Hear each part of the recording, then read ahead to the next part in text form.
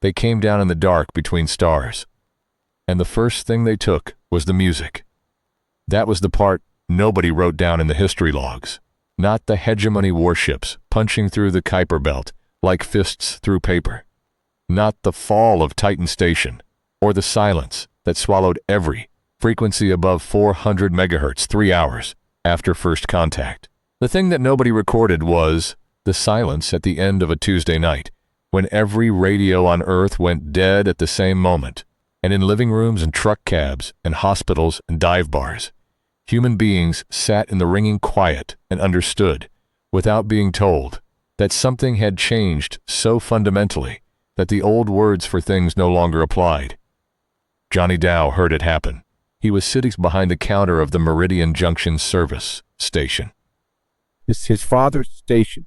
His grandfather's station before that, out on the Alkali Flats, where Nevada stopped pretending to be anything other than what it was.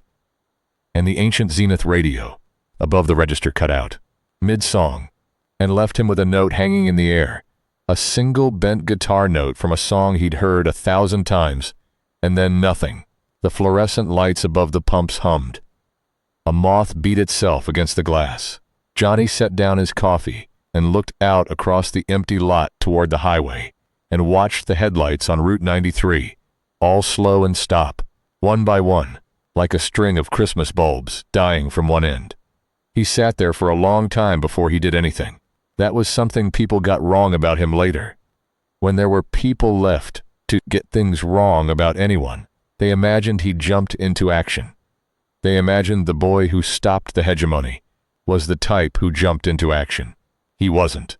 He sat there drinking cold coffee and watching the highway and listening to the silence spread outward from the radio like a bruise, and he felt the particular specific weight of being 19 years old and alone in a gas station in the middle of nowhere at the end of the world. The guitar hung on the wall behind him. It always hung there. His father had called it the Dragon, though its actual name, the one stamped into the cheap plastic tuning peg in faded letters, was a Silvertone Sovereign made in 1963, electrified sometime in the 70s, and never properly grounded since. The neck had been carved by hand into the shape of a dragon's head, open-mouthed. The headstock itself worked into scaled jaws that bit down on the nut. His father had done that, carving himself, or so the story went, in the parking lot of a motel in Laughlin, Nevada, on the night before the only show that made him briefly famous. The Dragon was the reason people still drove out to Meridian Junction sometimes. Not for the gas, which was 30 cents over market, not for the convenience store which stocked 4 varieties of jerky and a rotating selection of whatever candy had been discontinued everywhere else, but to see the guitar, to take pictures of it, to hear Johnny tell the story of the night his father played it, and the crowd lost their minds, and nobody could explain why. His father was gone, had been gone for 11 years. The guitar stayed. Johnny was 16 when he understood. The guitar was actually all that was left of his father's money, and the stories about it were the only currency the station had. He'd taken it down once to tune it, and the moment his fingers touched the strings, he felt something move in the back of his molars. Something seismic and low, like the first subterranean groan before a quake. He'd hung it back up fast. He left the tuning alone after that. The night the lights went out, the guitar hummed, not loudly, just enough that Johnny turned and looked at it, and, in the dying glow of the register screen, he could see the lacquer vibrating, a fine tremor up the neck, and the open jaws of the carved dragon seemed to catch the last of the light and hold it. He got up. He walked to the window. Out on Route 93, every car had stopped. Some of them had their hazards going, orange pulses in the dark, but even those began to stutter and die as he watched. The night was very clear. He could see stars he'd never been able to see before, because for the first time in his memory, there were no competing lights for 50 miles in any direction. The Milky Way hung overhead like a road, and something moved in it. Not a satellite. Nothing so familiar, something that crossed the sky too slowly to be a meteor, and too steadily to be a plane, a vast geometric shape occluding stars as it passed. and Johnny stood at the window of his dead father's gas station and watched an alien warship the size of a small continent cross the Nevada sky, and he thought, there goes the music. He didn't know yet how right he was. The hegemony's first act of communication was not a signal or a message. It was a frequency, a pulse broadcast on a wavelength that resonated with the iron in human hemoglobin, a low thrumming that human ears couldn't quite detect, but human nervous systems could. A frequency that meant, in every language the hegemony had ever cataloged, submit. It went out across the whole planet simultaneously, and 3 billion people heard something that was not quite a sound, but felt like a sound. Like the bass note under a bass note, like the thing you feel in your sternum at a concert when the kick drum hits. 3 billion people stopped what they were doing and stood very still for 30 seconds. And in those 30 seconds, something in the human nervous system that had been wound tight since the first hominid looked up from a fire and saw something wrong in the tree line began very quietly to unwind. It was not mind control. The hegemony documents captured later made that clear.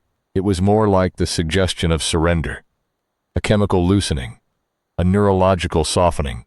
The hegemony had used it on 47 species before humanity. 47 times, the species had sat down and waited for instructions. They were going to be confused by what happened next. What happened next was that some people sat down, and some people ran, and some people started, crying for reasons they couldn't articulate, and some people climbed onto their roofs and screamed at the sky. And Eddie Morrow, who had worked at Meridian Junction's only other gas station until it closed, and had since occupied himself chiefly with petty theft and recreational grievance, was digging through an arroyo 2 miles east of town when the pulse hit and found, buried in the cracked clay at the bottom of the wash, something he described later, in the brief period when he was still capable of description, as a glowing stick. It was not a stick. It was the lower half of a weapon that predated human civilization by approximately 8,000 years, a blade and haft assembly of materials that did not occur in nature on Earth, dark metal that absorbed light rather than reflecting it, incised with characters in a script that no human linguist had ever seen. It was warm to the touch. It was heavy in a way that had nothing to do with mass. Heavy, the way a magnet is heavy when it's pulling towards something it hasn't found yet. Eddie picked it up and felt the pulse hit him, and felt both things at once, the hegemony's frequency of submission and the weapon's counter-resonance, and what he felt was not surrender and not defiance, but something worse. Amplification. The submission frequency found the anger he'd been nursing for years, about the closed station, the closed town, the sense of being left behind by everything, and turned it up past the point where it was still his anger. He walked back to town carrying the half-weapon, and his eyes were the color of a bruised sky.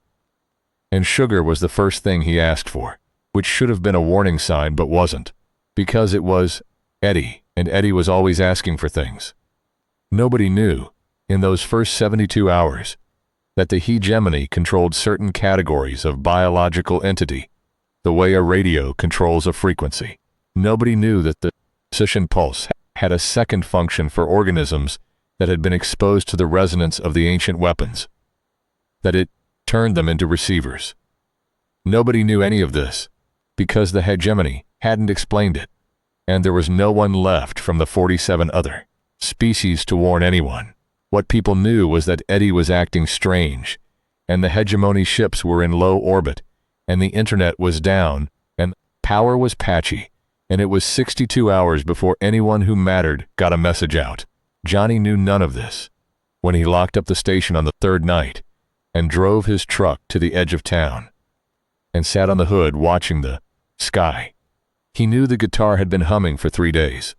He knew the power kept going out and coming back unreliably, like a promise being renegotiated. He knew that the convoy that had come through town 2 days ago, National Guard vehicles heading somewhere with their headlights off, had all been driven by people wearing the particular expression of people who had been told something they were not allowed to repeat. He knew that his friend Eddie had shown up at the station the previous morning asking to wouldn't have needed if he were himself, and that Eddie's eyes had been the wrong color, and that when Johnny had put his hand on Eddie's shoulder, Eddie had flinched back as though the touch hurt him. He sat on the hood of his truck and looked at the stars and thought about his father.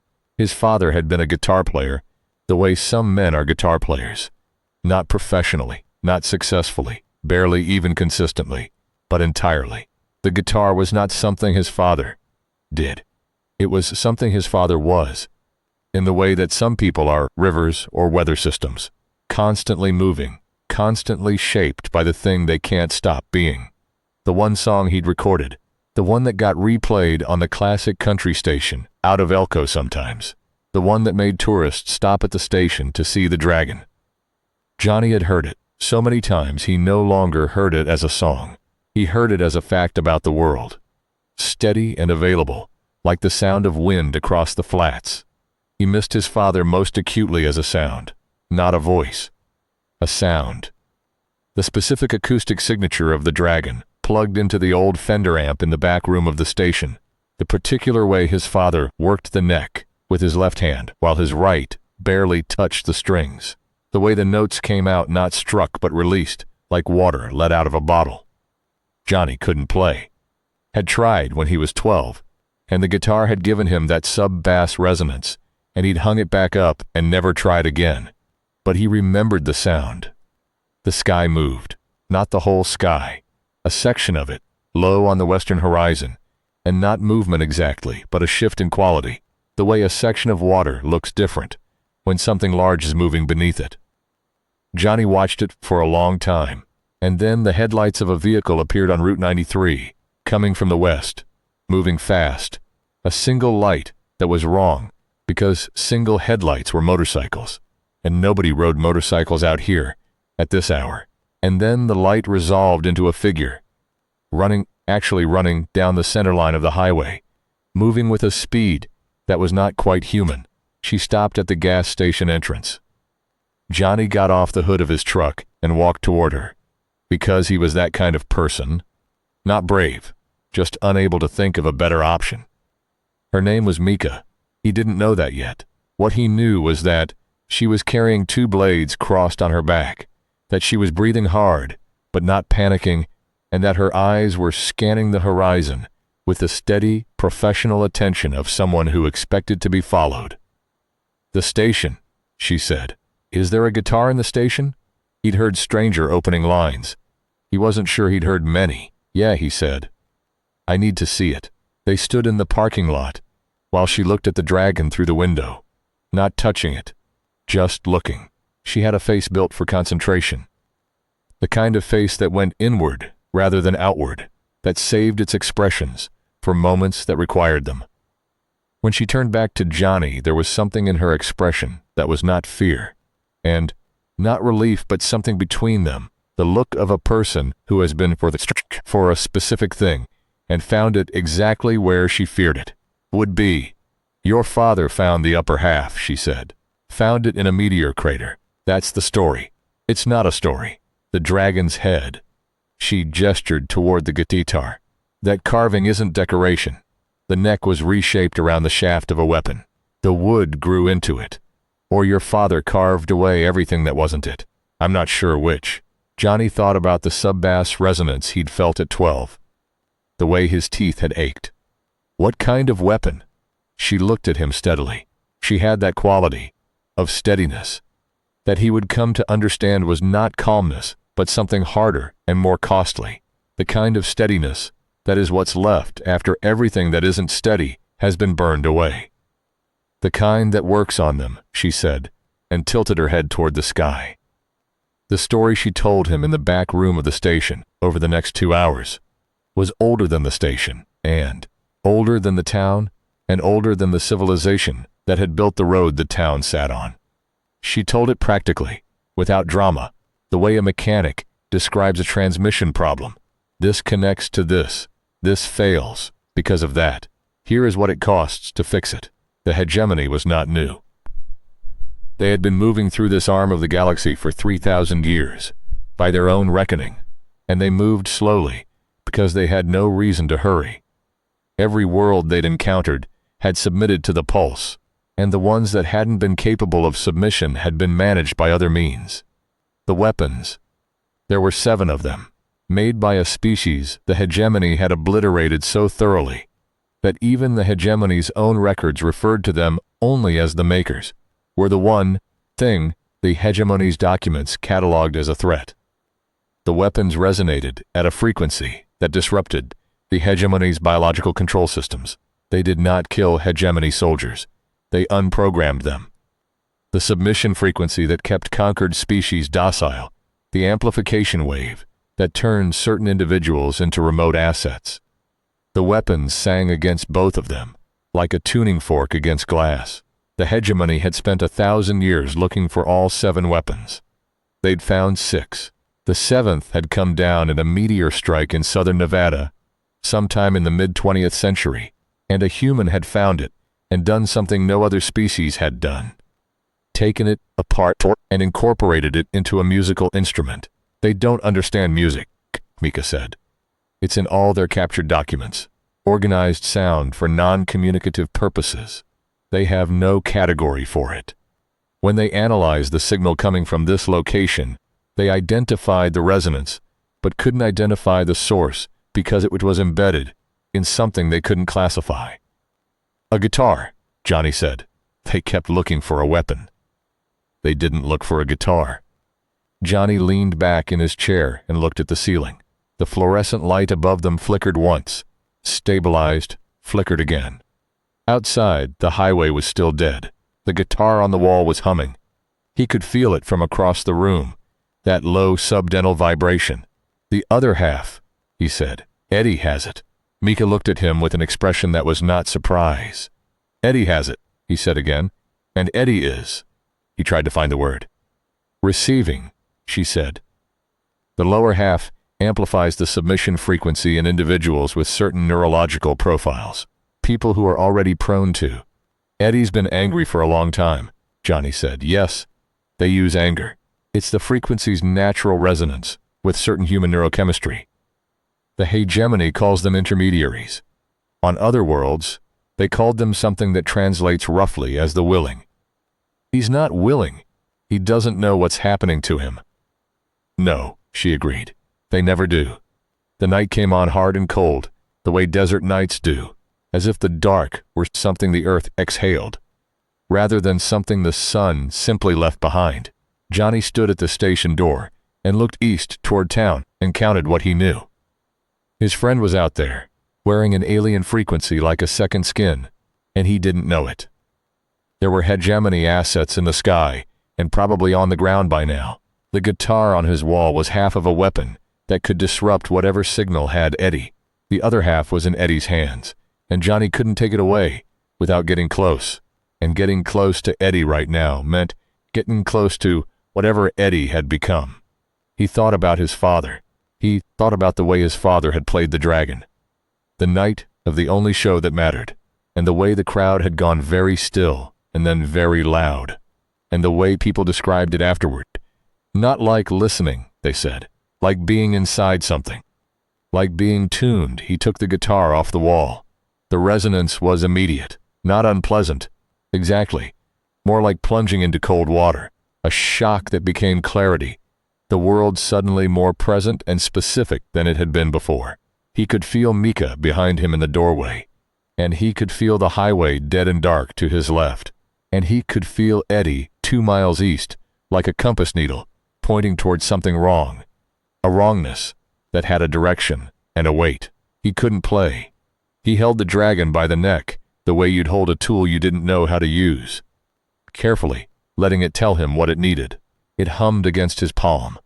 The carved jaws at the headstock were warm, much warmer than the wood should have been. You don't have to play it, Mika said behind him. How do you fight someone with a guitar? You don't fight with it. You transmit with it. It's a resonance weapon. It doesn't damage, it cancels. You have to get close enough to the lower half that both halves are in range of each other. Combined, they broadcast the maker's frequency. That frequency is incompatible with the hegemony's control signal. She paused. The hegemony will know when it happens. The moment both halves activate, every asset they have in range will redirect to here. Yes. He stood with the guitar in his hands and looked east and thought about Eddie. About the specific Eddie who had existed before all this, the one who'd helped him patch the station roof one summer and complained the entire time and done a good job anyway. The one who'd lent him $20 once, when $20 was real money to both of them, and never mentioned it again. The one who always wanted more than what the town offered, and was never wrong to want it, just had nowhere to put the wanting. "Let's go," Johnny said. It would be simple and clean and heroic to say they moved through the desert night and found Eddie and fixed everything by midnight. That is not what happened.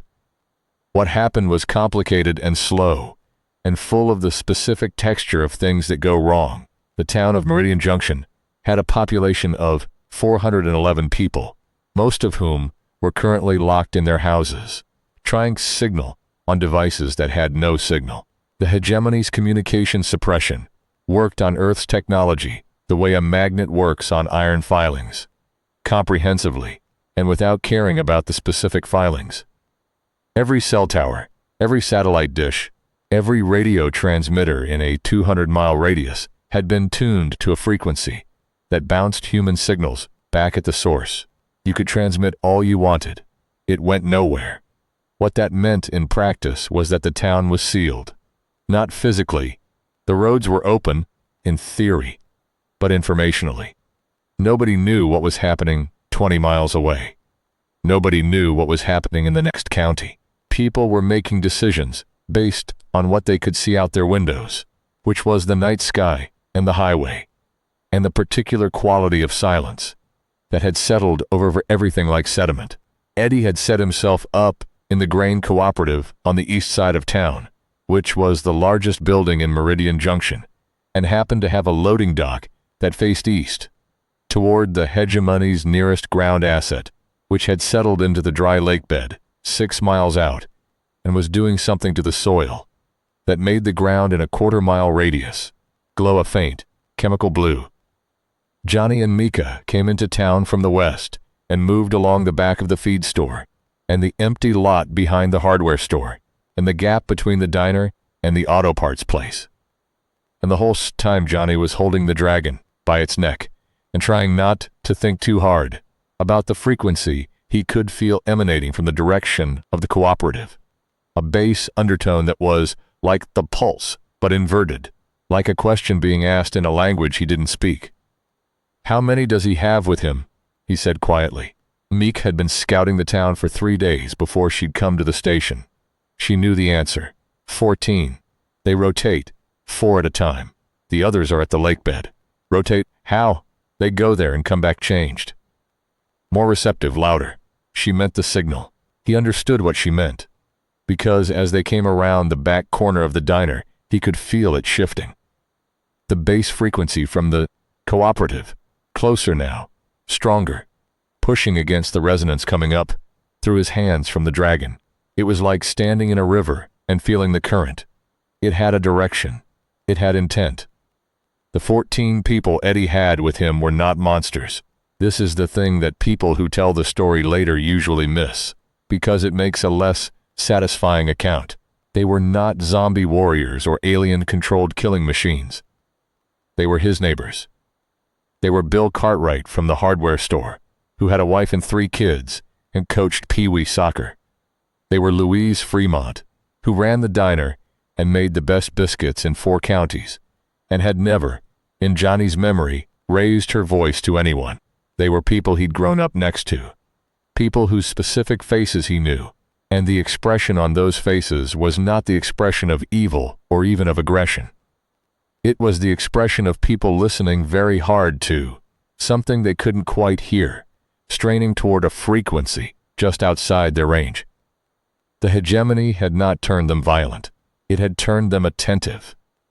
Completely, totally attentive to Eddie, who stood in the center of the cooperative's main floor, with the lower half of the weapon in his hands and his eyes that bruised sky color, translucent almost, and broadcast the submission signal like a human antenna. The people around him weren't controlled the way the documents described hegemony intermediary networks on other worlds. They were just resonating, in tune with a frequency that wasn't theirs. Johnny stood at the window of the cooperative and looked in at Eddie and felt something he hadn't expected to feel, which was grief. "He doesn't know," he said again. "No, when we do this, when the two halves connect, what happens to him?" Mika was quiet for a moment. Outside on Route 93, somewhere far away, a truck engine coughed to life and died. The signal drops out of him. What's underneath that signal? What was already there? That's still there. The anger, the grievance, whatever it was before. It doesn't cure what the frequency used. It just stops using it. So he's still Eddie. He's still Eddie. Johnny thought about that for a moment.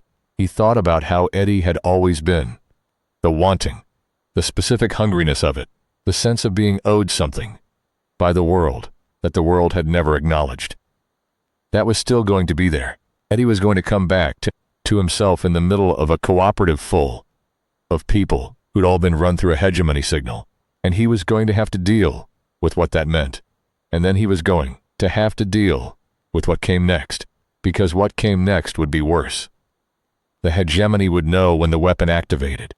Every asset in range would redirect. What came next was all of them. "I'll go in," Johnny said. "They'll know you're coming. The dragon is broadcasting its own frequency. It's low, but they'll feel it before you get through the door." "That's fine. I want Eddie to feel it." She looked at him.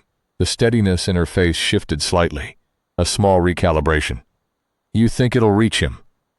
"I think whatever he is right now, there's still a part of him that's been listening to that guitar for 20 years. Everyone in this town has. It's part of the sound of this place. If anything gets through to the part of him that's still him, it's that."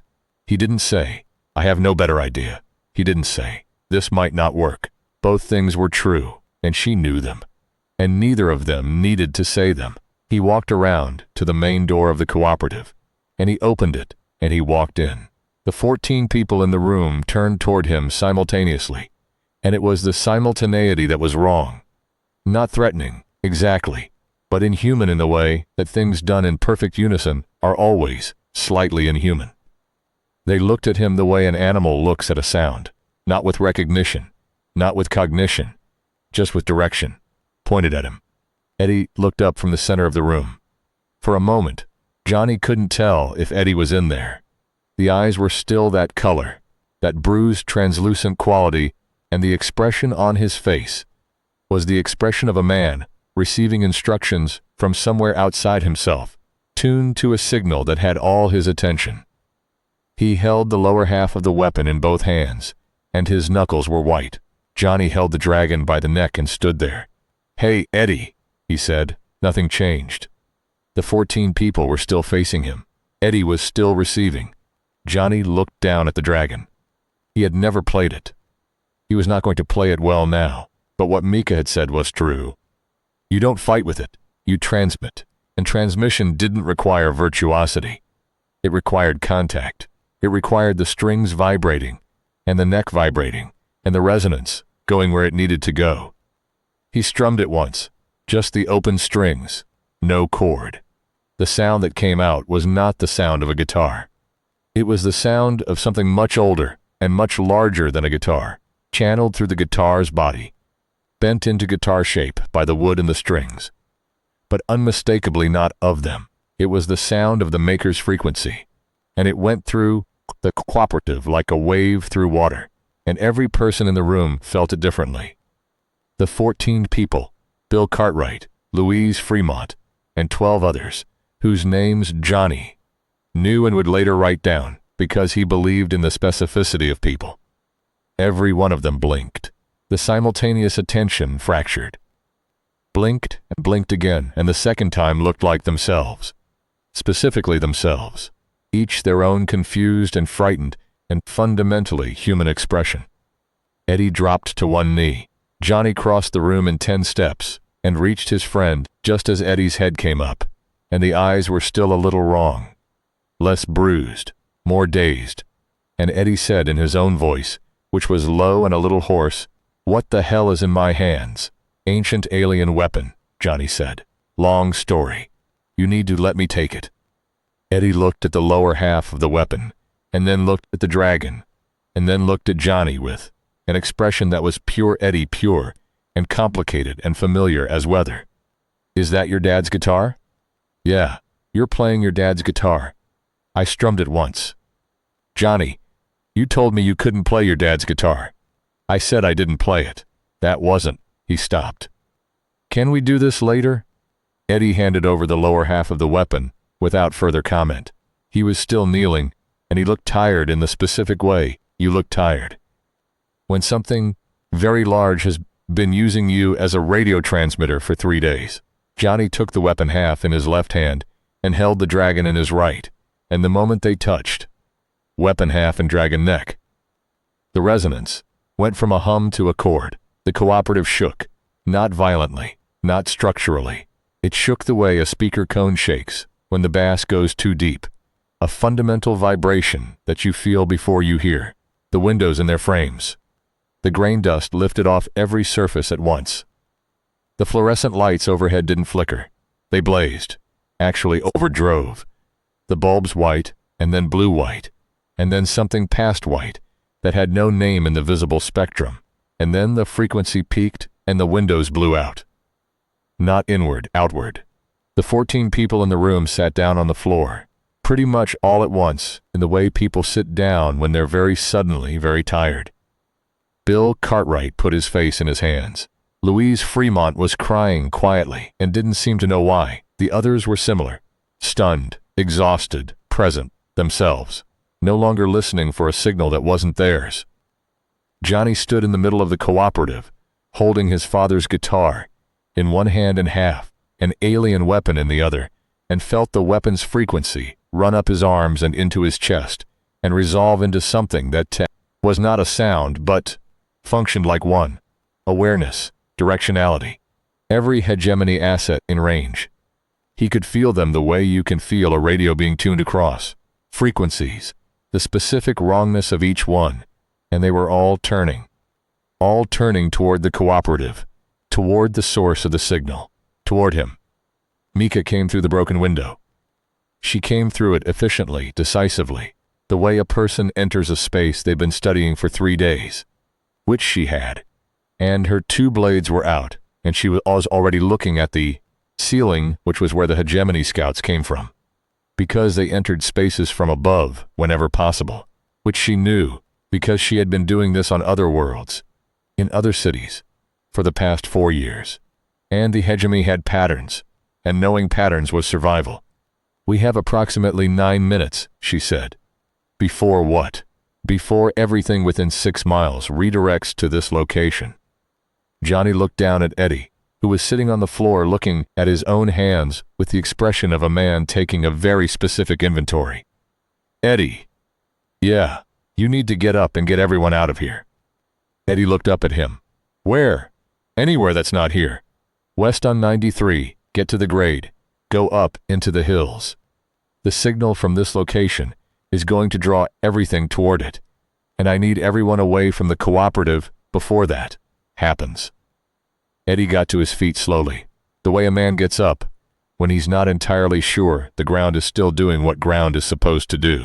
He looked around at the 14 people on the floor, his neighbors, his instruments, his unwilling congregation, and something in his face went through a sequence that Johnny couldn't entirely read, but recognized as a kind of reckoning. Bill, Eddie said loudly. Louise, everybody up. They moved.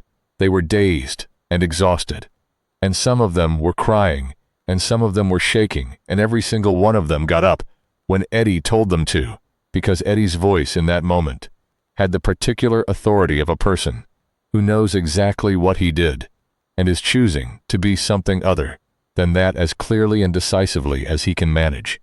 It was not absolution. It was intention. Watched it happen and felt something he would not have words for until later. Mika was at the door, watching the sky. The scout drones are the problem, she said. They get here first. They're fast and they fly, and they don't care about the maker's frequency. They're not biological systems, they're mechanical. The weapon disrupts biological control signals, not machines. How many drones? This installation typically deploys 8.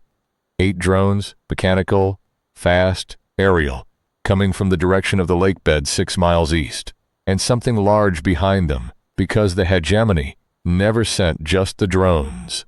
The drones were reconnaissance, and after reconnaissance came response, and the hegemony's responses were calibrated to be sufficient, which on a planet with this population density and this level of resistance meant considerable. Johnny looked at the dragon in his hand. He thought about his father. He thought about that zenith radio above the register and the particular note that had hung in the air when it died. He thought about the way his father had played. Notes not struck but released, like water let out of a bottle. You said the frequency disrupts biological control systems, he said. Yes. The drones. They're not autonomous. They're remotely controlled. Mika turned from the door, looked at him. The steadiness in her face shifted again. The same micro-recalibration as before. Something being updated in real time. The controller, she said. The controller is biological. The controller is at the installation. She paused. 6 miles.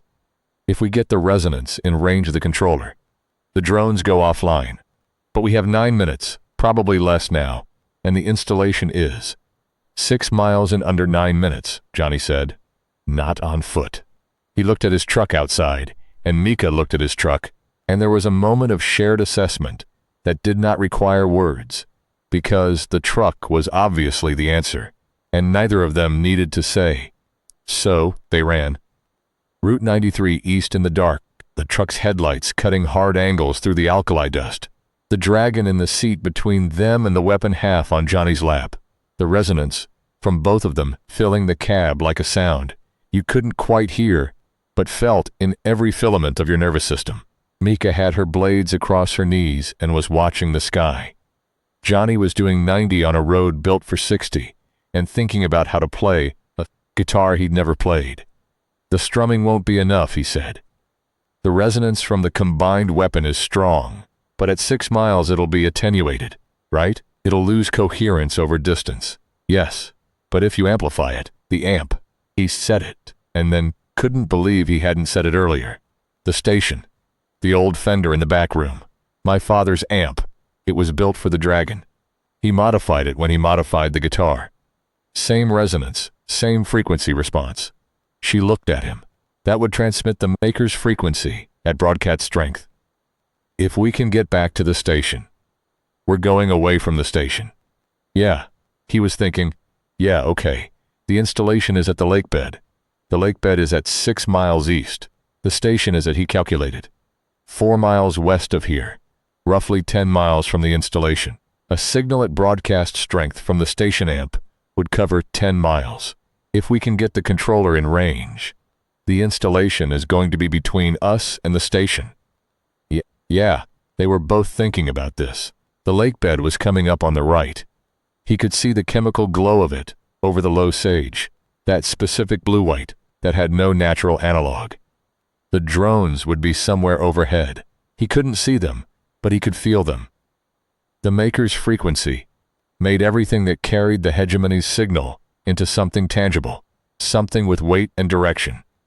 And the drones were above and behind, and moving to intercept.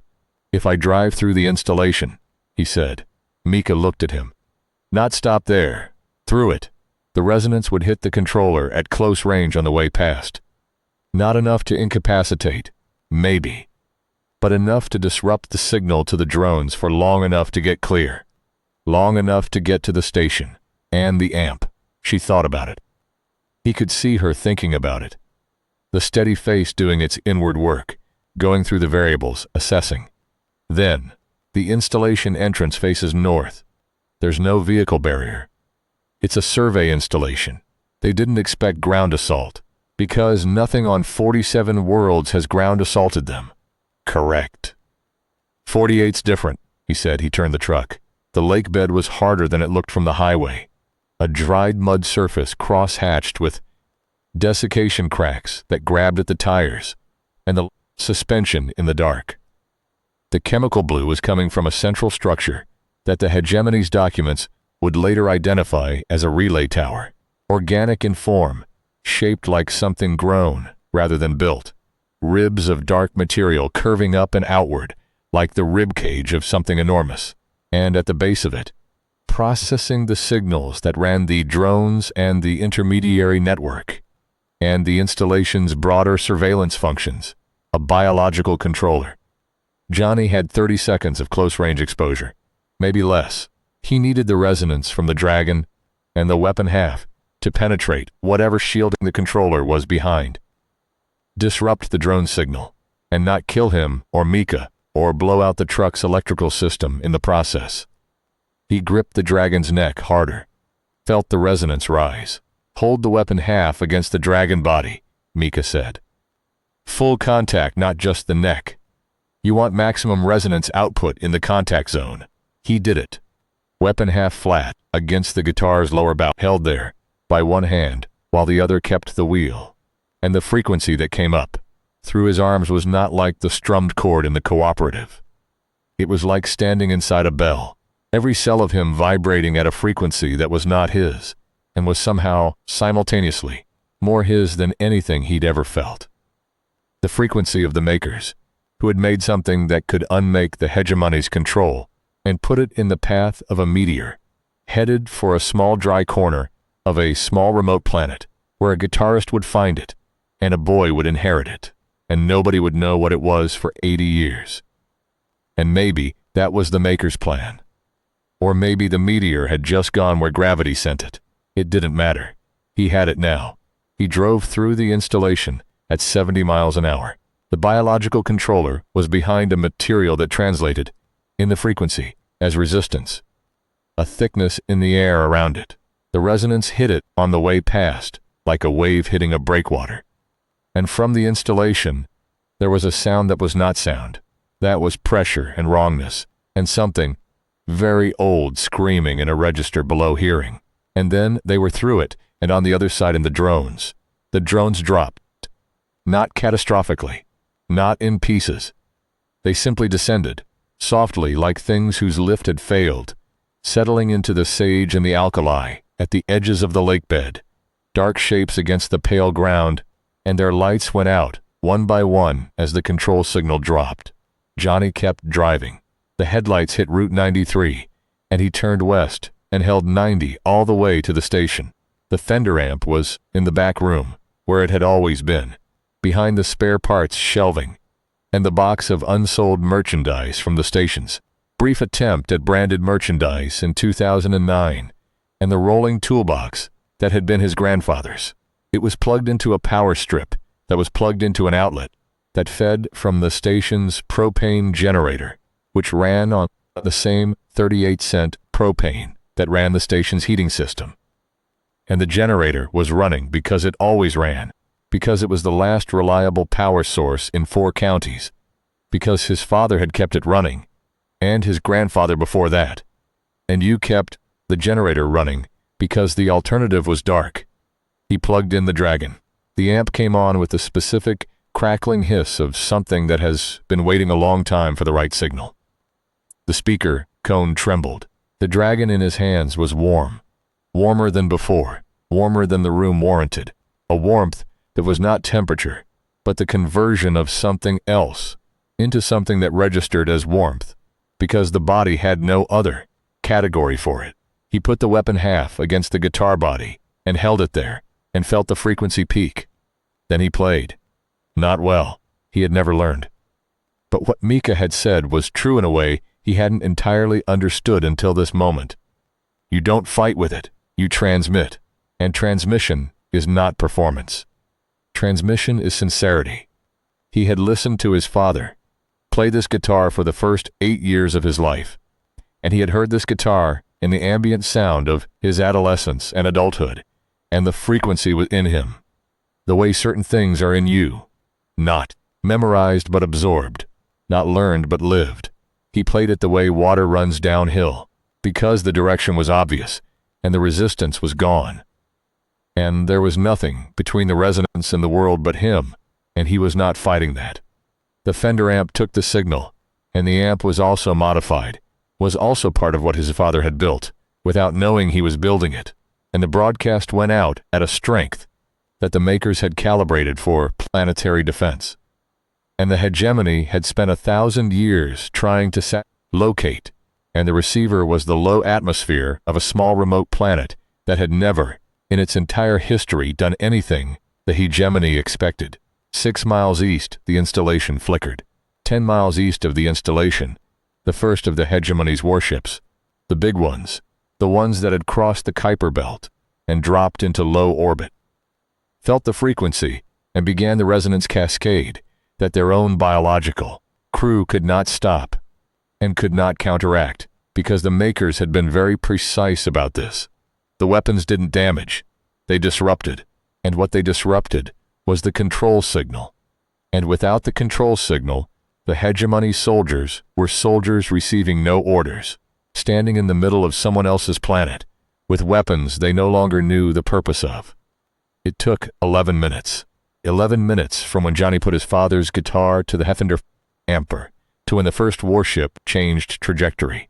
He played for 11 minutes, and it was not a performance, and it was not heroic in any conventional sense.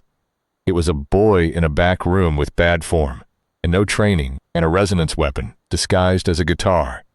And the music he made was not music so much as pure signal, pure frequency, pure transmission. But his father would have recognized it. In the morning the sky was clear in the specific way the Nevada sky is clear when the previous night has been extraordinary, and the world is resetting to its default state of indifference to human events. Johnny sat on the hood of his truck in the station parking lot and watched the light come up and drank coffee from the thermos Mika had found in the station's small kitchen and said nothing for a long time.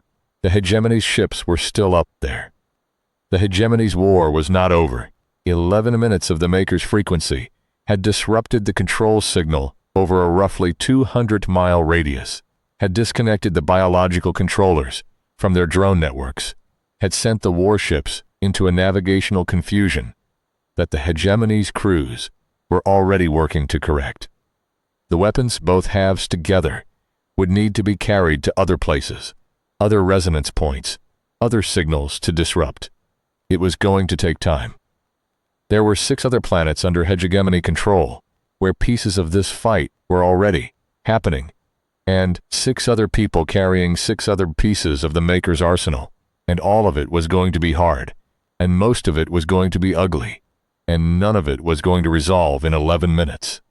He knew this. He sat with it.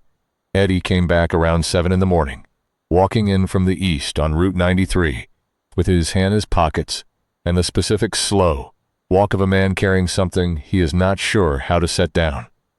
He didn't say anything for a while, stood next to the truck, and looked at the sky, and then looked at the station, and then looked at Johnny.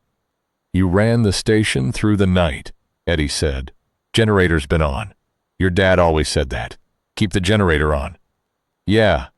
The light was getting good now, the low-angle light of early morning in the desert that makes everything look momentarily honest.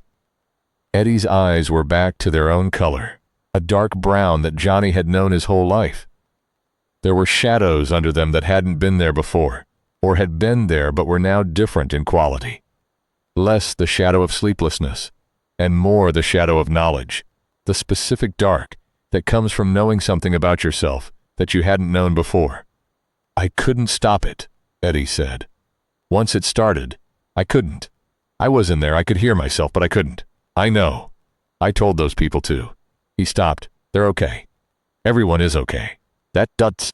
Eddie stopped again, put his hands in his pockets, took them out. "That doesn't make it okay what I was being used for." "No," Johnny agreed. "It doesn't." They sat with that. The highway was starting to show a little movement. The first vehicles since the power went out 3 days ago, people beginning to move again, now that the frequencies had shifted, now that the sub-bass of submission had gone out of the air.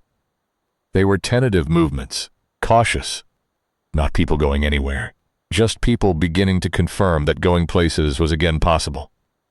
Mika came out of the station with her own coffee. She stood with them and looked at the highway and said nothing for a while. "The lower half of the weapon," she said eventually.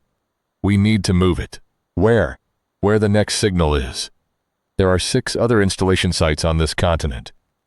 The weapon's frequency, broadcast from each of them at the right resonance point, would disrupt the continental installation network. After that," she looked at the sky, "the ships. The ships are going to be harder," Johnny said, "considerably." Eddie was looking at them both. "You need people who know the terrain," he said. Johnny looked at him. "I'm not saying I'm the right person," Eddie said quickly, with the specific defensive velocity of a man who knows he has a reasonable argument, but is uncertain of his reception. "I know what I did. I know what I was. But I know this country better than. I know where the installation sites would be. The old mining roads, the back routes, things the satellite mapping misses, because they weren't there when the satellites mapped them." "Eddie," Johnny said, "I'm saying I can be useful." Johnny looked at his friend in the early morning light, in the particular honesty of that light, and saw what was there. The old anger, yes, still there, would always be there because it was real and had real causes and no alien frequency, and no resonance weapon could change the conditions that had produced it. But underneath the anger, underneath the grievance and the wanting, something that had been there before all of this and remained, Eddie, specifically Eddie, who patched roofs he complained about, and lent money he didn't mention, and knew every back road in the county because he'd had no reason to stay on the main ones. "Yeah," Johnny said. "Okay."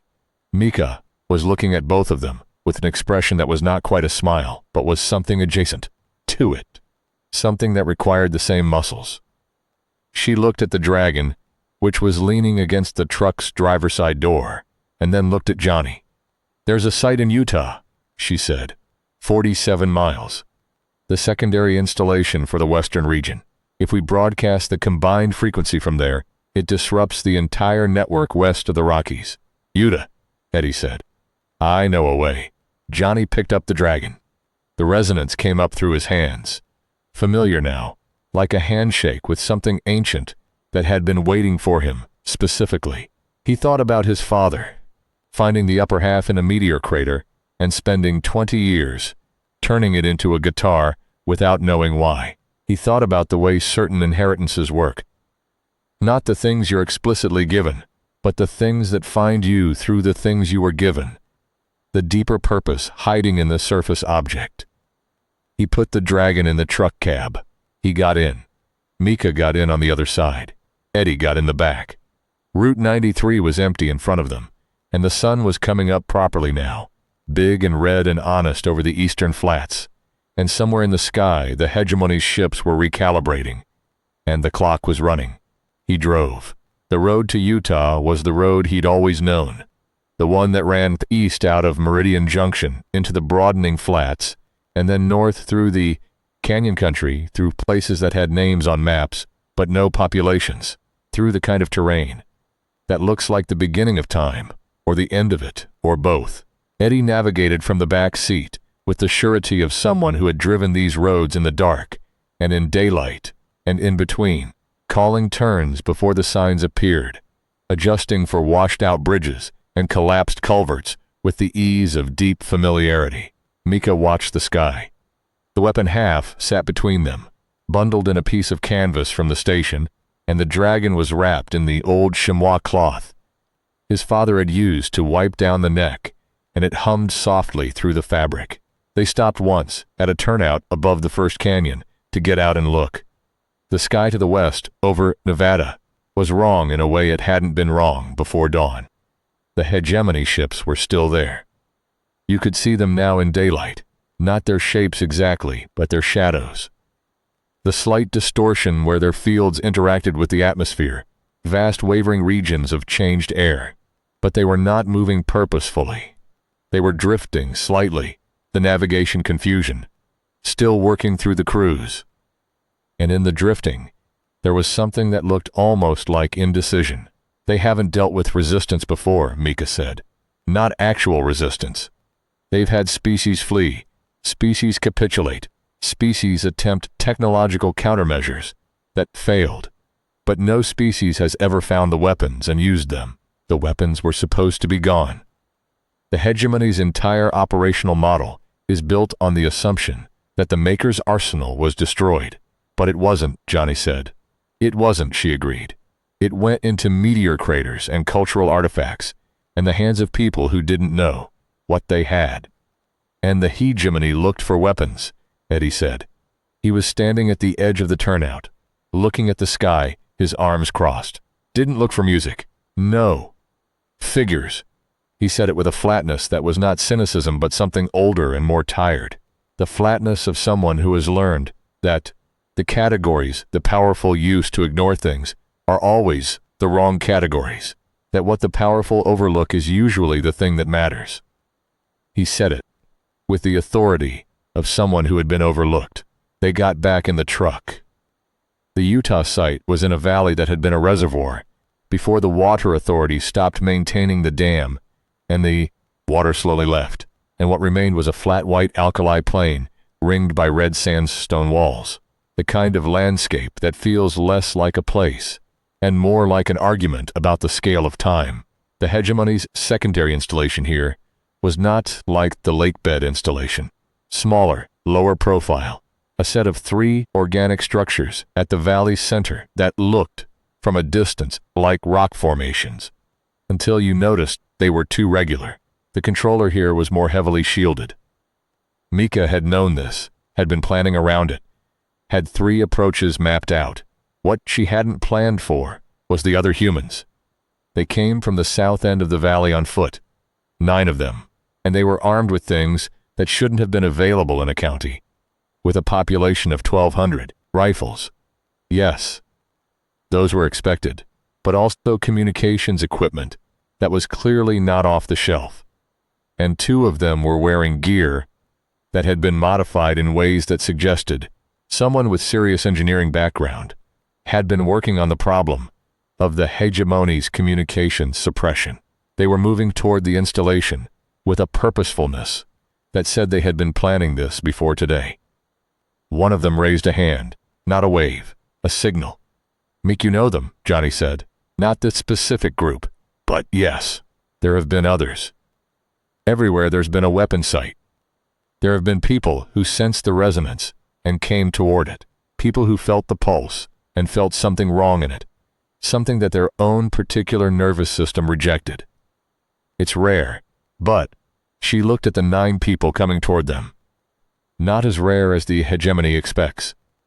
The leader of the group was a woman named Chen, and she had been a structural engineer in Salt Lake City before the Pulse.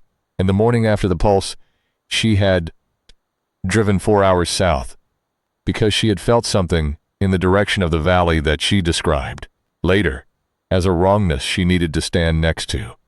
She had found the installation. She had not been able to do anything about it alone. She had found others. They stood in the valley and exchanged information with the specific velocity of people who have been waiting for someone to exchange information with. 9 against a hegemony installation with no weapon, no countermeasure, just human stubbornness and the inability to stop moving toward the thing that felt wrong. They had been there for 6 days. They had mapped the installation. They had identified the approach vectors and the shielding on the controller and the patrol patterns of the drones that had come back online after whatever had happened to the west. Johnny's drive through the Nevada installation, they understood now the drone disruption that had cascaded across the network, but been corrected faster here, farther from the source. Chen looked at the dragon in Johnny's hands and said, "That's it.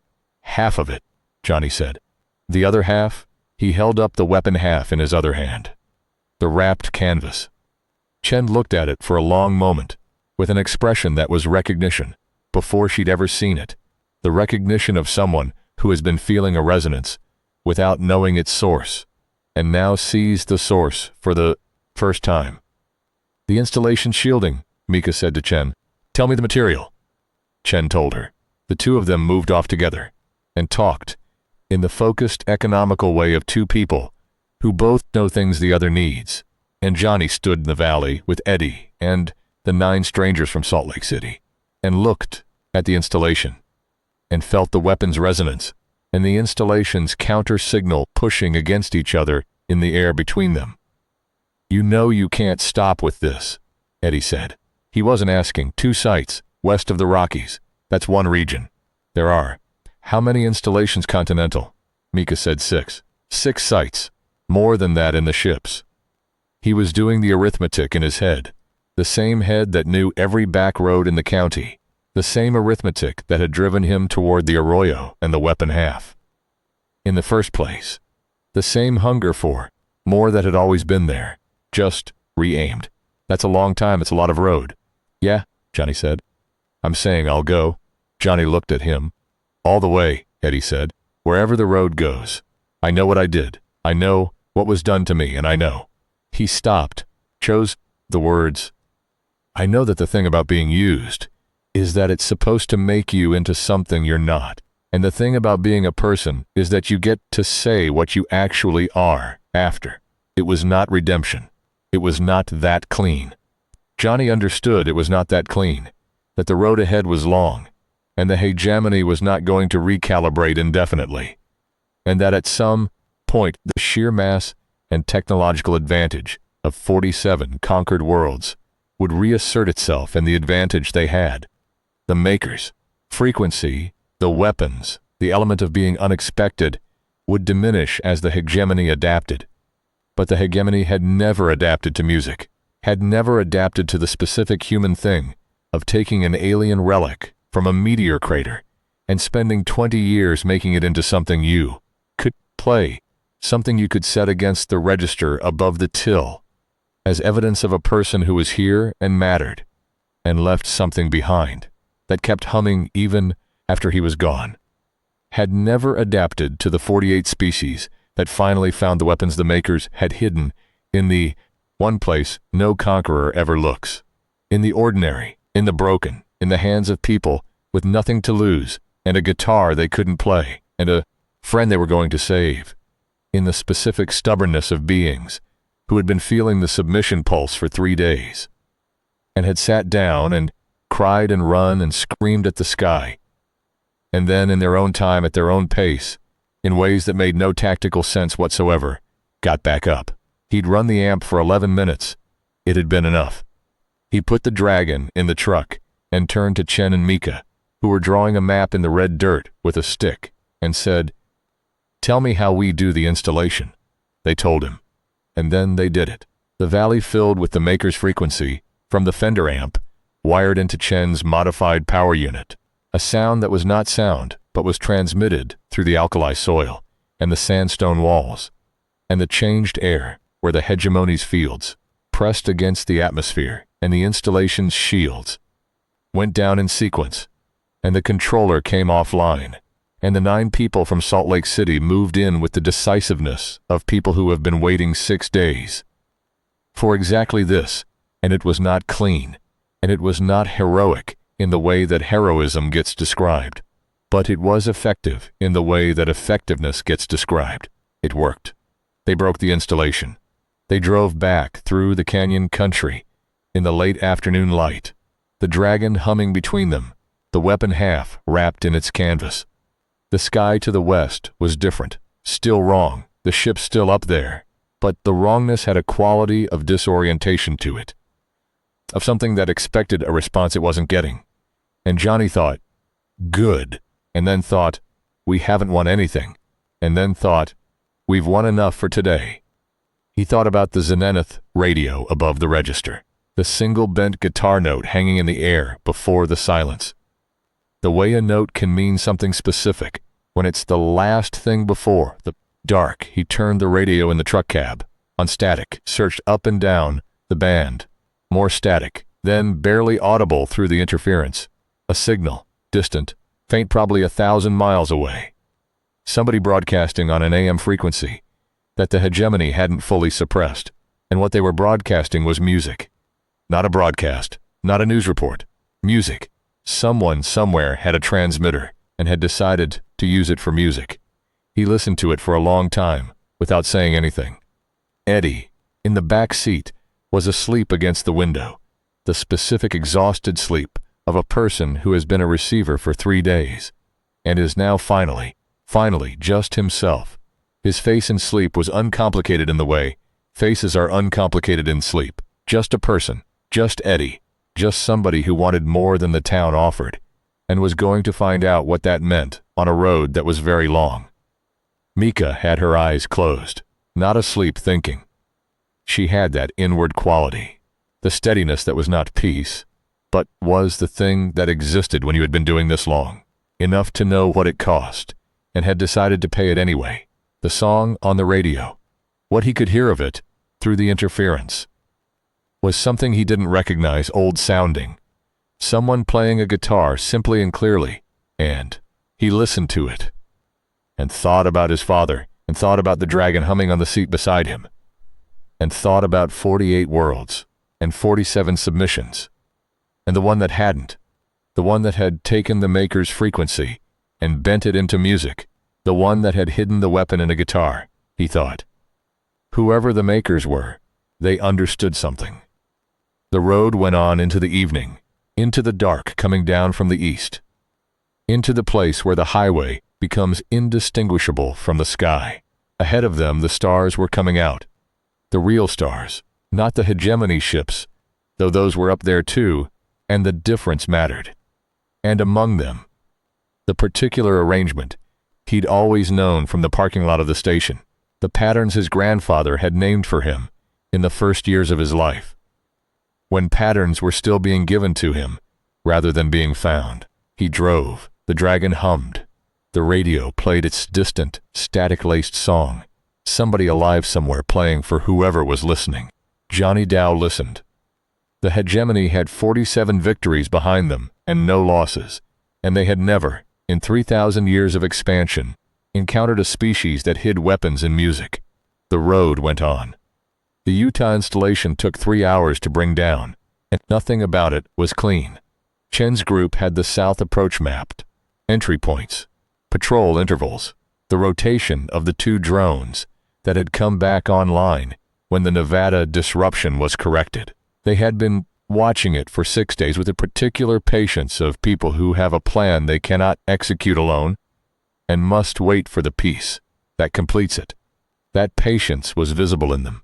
Not resignation, not despair, but the held readiness of a spring compressed. They had been ready to move for days. They had just been waiting for the frequency. The installation's central structure, the 3 ribcage towers at the valley floor, was surrounded at a radius of approximately 200 meters by a sensory field that detected biological entry and triggered the drone response. Not an aggressive field, a monitoring field. The hegemony, again, had not designed for active resistance. They had designed for a species that would sit down when told to sit down. Chen had figured out the monitoring field's boundary by walking toward it 6 times over 6 days, stopping when the drones responded and marking the point. She had a precise perimeter. She knew where you could stand and where you couldn't, and she knew that the field was not uniform. It had a gap at the northeast corner, where one of the rib cage towers created a shadow in the sensor coverage, a geometry problem the installation had either not noticed or had assessed as acceptable given the terrain. The gap is 4 meters wide, Chen said. She had drawn the valley layout in the red dirt with a piece of rebar, 2 people at a time. Once you're past the field, you have approximately 40 seconds before the drones complete their outbound patrol arc and turn back. 40 seconds to the controller, Mika said. She was studying the diagram with the focused attention of someone cross-referencing it against other diagrams in her memory. 38 now. The patrol interval shortened when the Nevada signal went out. They're running tighter. The controller's shielding. You said it was different from Nevada. It's layered. She used the rebar to draw a series of concentric circles around the central tower marker. The outer layer is the same dark composite as the Nevada installation. Resonance absorptive, designed to dampen the maker's frequency before it reaches the organic systems inside. But there's a second layer, closer to the controller itself. I've only seen it in the thermal imaging we managed to get. She paused.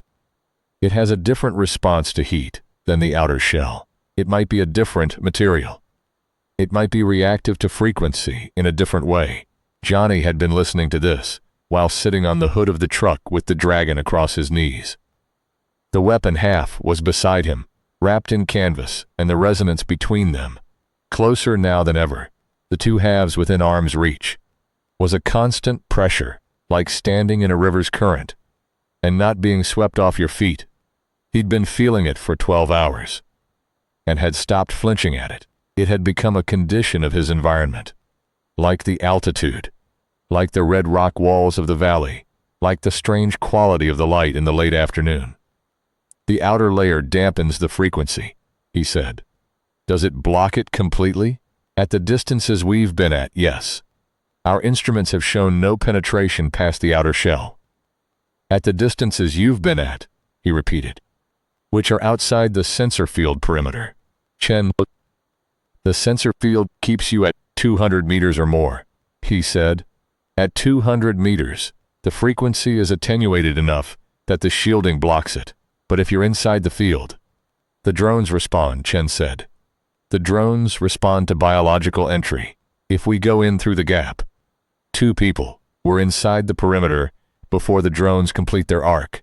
At that point we're at, he calculated from Chen's diagram, maybe 60 meters from the central tower. 60 meters, Mika said. At 60 meters, through the gap, before the drone arc completes, does the combined frequency penetrate the outer shell? Mika was quiet for a moment, doing calculations he couldn't see then.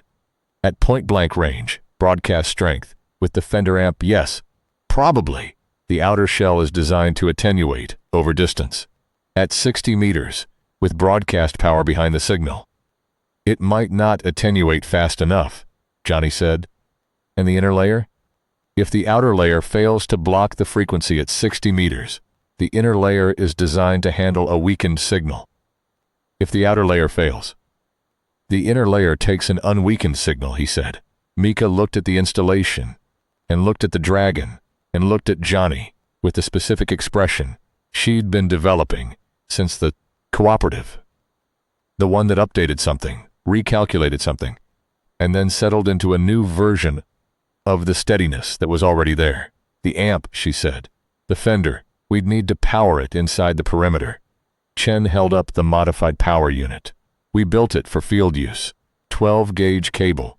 We can run it from outside the perimeter through the gap and power the amp at 60 meters.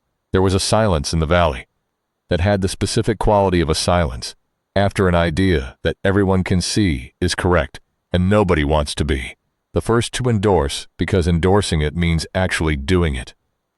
Johnny had felt that silence before, in the cooperative, in the truck, before he'd turned toward the Nevada installation. It was the silence of a thing becoming real. 38 seconds, Eddie said from the back of the group.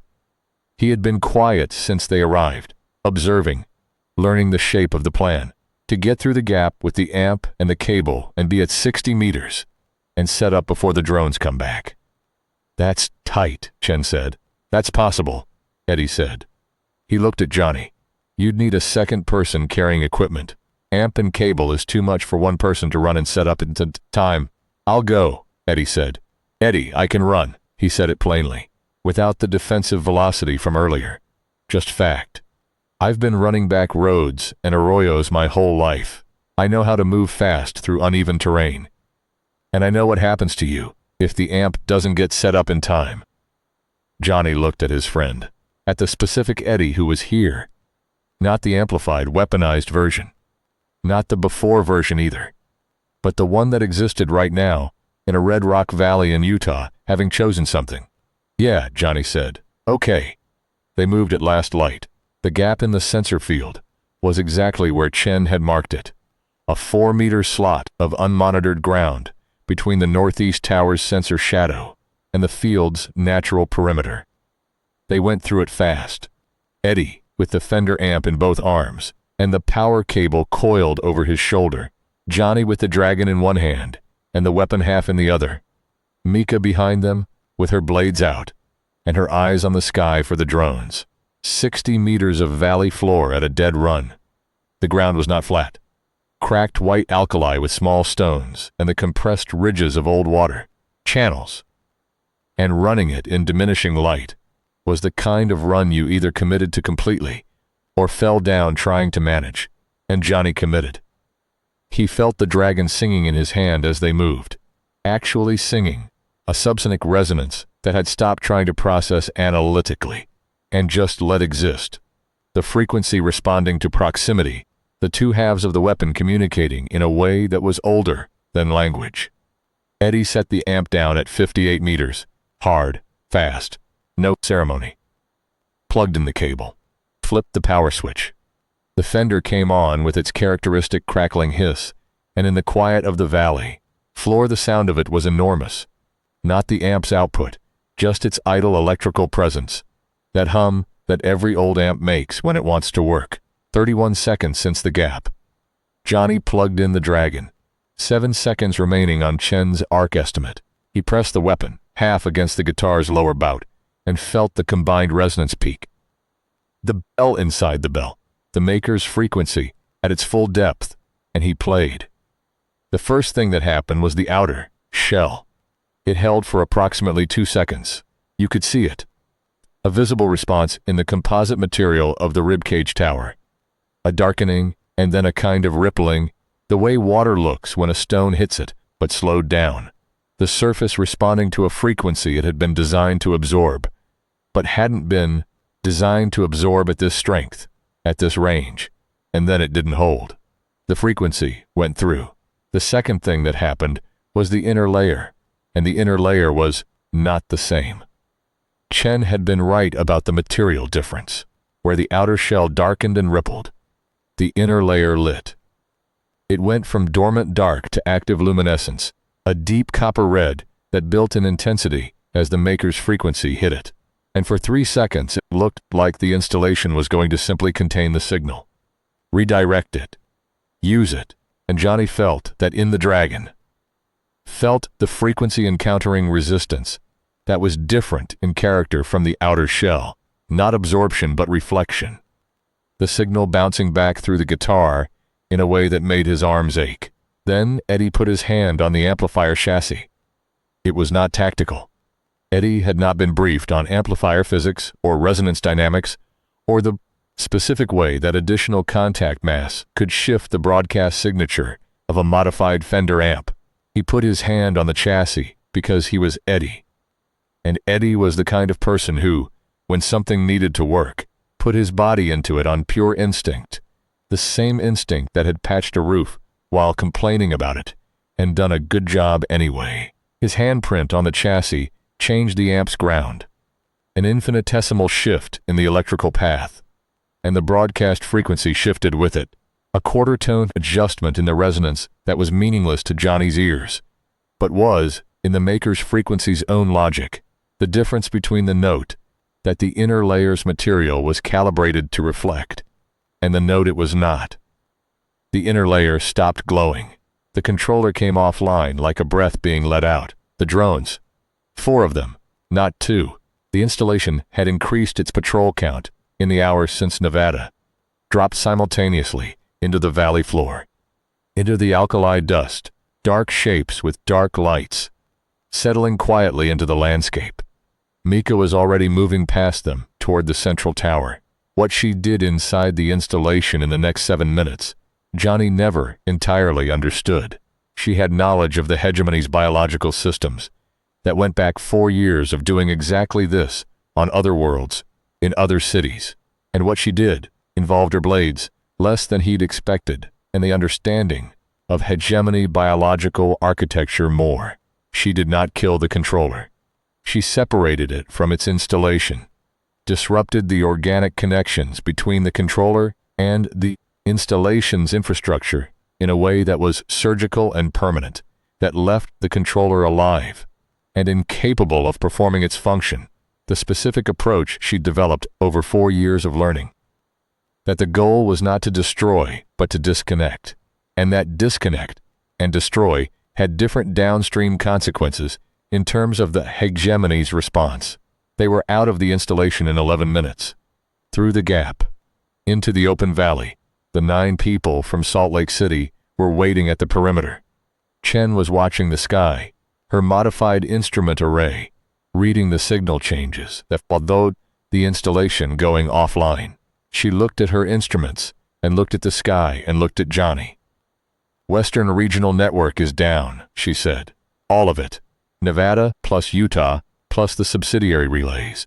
She looked at her instruments again. The ships are. They're recalibrating again. They weren't expecting. They keep not expecting things, Eddie said. That won't hold forever, Mika said. They'll adapt. The hegemony's operational model is rigid, but not static. They'll recalibrate the controllers to operate without the network infrastructure, go to direct individual management instead of distributed control. It'll take them weeks, maybe months. Months, Johnny said. We have months to take down the remaining 4 continental sites, she said. And then the ships. The ships are the problem, Chen said. The ships are up there and they are very large and they are very capable and they have biological controllers, Mika said. They have biological crews. The hegemony does not automate. Automation is philosophically antithetical to their entire control model. Biological systems, controllable systems, which means the frequency works on them, Johnny said, at broadcast strength. At broadcast strength. The valley was going dark around them. The chemical glow from the now offline installation was fading. The copper red of the inner layer dying away. The ribcage towers returning to their natural dark. The stars were coming out with the clarity of high desert, clean and close and numerous, and among them, the hegemony ships, still there, still visible in the specific way they were visible, their shadows in the atmosphere, but different in quality, moving differently. The indecision he'd seen in Nevada was here too, but amplified. The navigation confusion of the wider network outage, rippling up through the system. He thought about the makers. Who they had been, what they had understood, why they had made the weapons the way they had made them. Not guns, not bombs, not technological counters to the hegemony's technology, frequency weapons, resonance weapons, things that worked on the biological systems that the hegemony had built its entire model on. The makers had understood that the hegemony's strength was also its vulnerability. The total dependence on biological control, the belief that biology was the only reliable substrate for the kind of intelligence that managed an empire, the absolute conviction that biological systems, properly tuned, would always submit. The makers had made something that untuned them, and then the makers had been destroyed, and the weapons had scattered, and for 1,000 years the hegemony had gone on, conquering worlds with the serene confidence of something that had never been wrong. The weapons had been waiting, in meteor craters and desert arroyos, in the hands of people who felt something wrong and moved toward it. 4 more sites, Johnny said. He said it not dramatically, but the way you say any large fact about the road ahead, plainly, with the respect you owe large facts, without either minimizing them or being flattened by them. 4 more sites, Mika agreed. And then the ships. Let's not get ahead of ourselves, Eddie said, which was, Johnny thought, the most Eddie thing anyone had ever said. They ate. Sandwiches that someone in Chen's group had made at some point, pressed between pieces of bread that had gotten a little dry at the edges, passed around without comment. They drank water from Chen's supply, which was plentiful, because Chen had planned for a long stay. They sat in the valley, in the first full dark, and said very little. The way people say very little, when they are all thinking about the same enormous things and none of those things are improved by being said. Chen's group was going east. They had a site identified in Colorado that they'd been in contact with. Another group, another set of people who'd felt the pulse wrong and started moving toward the wrongness. They had a truck and fuel and a map drawn from the accumulated intelligence of 6 days of watching an alien installation, and they were going to meet strangers in Colorado and do this again.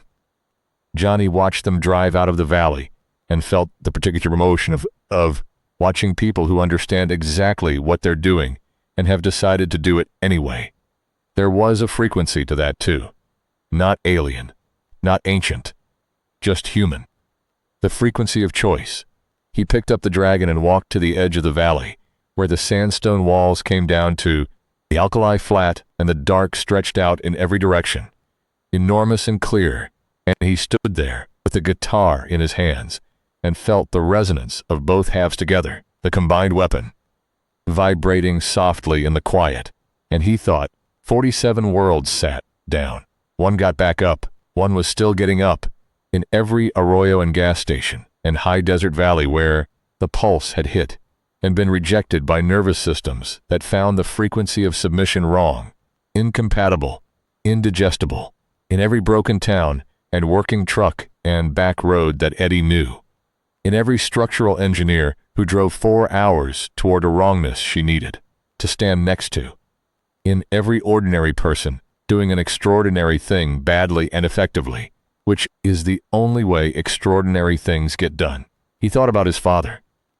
He thought about the bent note on the Zenith radio before the silence. He thought about what that note had meant in the moment before everything changed. Not a warning, not a signal, just a note, just music, just the ordinary human insistence on making organized sound for no communicative purpose, which the hegemony had no category for, which was, maybe, the point. He turned back to the truck. Eddie was already in the back, asleep again, face against the window, the specific sleep of someone who has decided what they are and can rest in that decision. Mika was sitting on the hood, looking at her maps, planning the next site, her steady face doing its inward work. The dragon hummed against his palm. He got in the truck. He started the engine. He pointed it west, and then north, and then wherever the road needed to go. The hegemony had 47 victories behind them, and were, for the first time in 3,000 years, recalibrating. They would adapt. They would find new strategies. They would bring resources to bear that no group of humans with a guitar and a modified Fender amp could simply outplay. This was true, and Johnny knew it, and held it without flinching. But they were adapting, which meant they were responding, which meant something had made them respond, which had never happened before. He drove into the dark, and the dragon sang in the seat beside him, singing what it had always been singing, what his father had heard in a meteor crater and spent 20 years trying to understand, the specific frequency of the only species the hegemony had ever encountered that looked at a weapon and heard music in it. The stars were very bright. He drove.